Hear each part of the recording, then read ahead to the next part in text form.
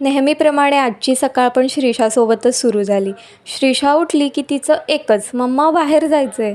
मग लगेचच मी तिला बाहेर घेऊन जाते आणि खरंच सांगू का, बाहेर गेल्यावर तिचा मूड एकदम बदलतो. ती खूप फ्रेश होते, ॲक्टिव्ह होते आणि मला पण खूप छान वाटतं. सकाळची थंड हवा गरमीच्या दिवसात तर एकदम रिलीफच वाटते. थोडा वेळ बाहेर फिरून झाल्यावर आम्ही घरी येतो आणि पटकन मी माझी पूजा करून घेते. पूजा झाल्यावर मला थोडंसं बाहेर काम होतं, तर मी तयार व्हायला लागते.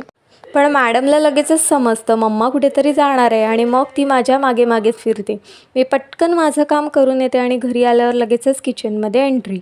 आज मेन्यूमध्ये आहे काजू घालून मसाले भात आणि सोबत फ्रेश कोशिंबीर. मी श्रीषाला हॉलमध्ये ठेवते, पण नाही, मॅडम काही ऐकत नाही. शेवटी काय, एक हातात श्रीषा आणि दुसऱ्या हाताने कुकिंग सुरू. थोडं कठीण वाटतं, पण मम्मा लाईफ म्हणजे असंच असतं ना. मग तिला किचनमध्ये एक भांडं देते खेळायला आणि समहाऊ तिला एंगेज करते आणि मग सुरू होतं माझं कुकिंग मिशन. काजू घालून छान मसाले भात बनवते आणि सोबत फोडणी देऊन टेस्टी कोशिंबीर.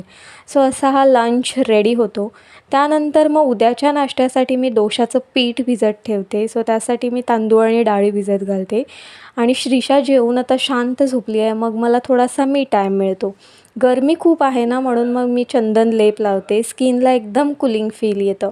तो वाळेपर्यंत मग मी माझी भांडी पण आवरून घेते आणि मग भांडी घासून झाल्यानंतर चंदन लेप पण वाळलेला असतो. मग तो पण वॉश करून घेते आणि बाहेर पाहते तर काय, माकडांची स्टंटबाजी सुरू असते. खरंच रोज काही ना काही मजा असते इथे. बस आजचा व्लॉग इथेच एंड करते. चॅनलला सबस्क्राईब करायला विसरू नका. बाय.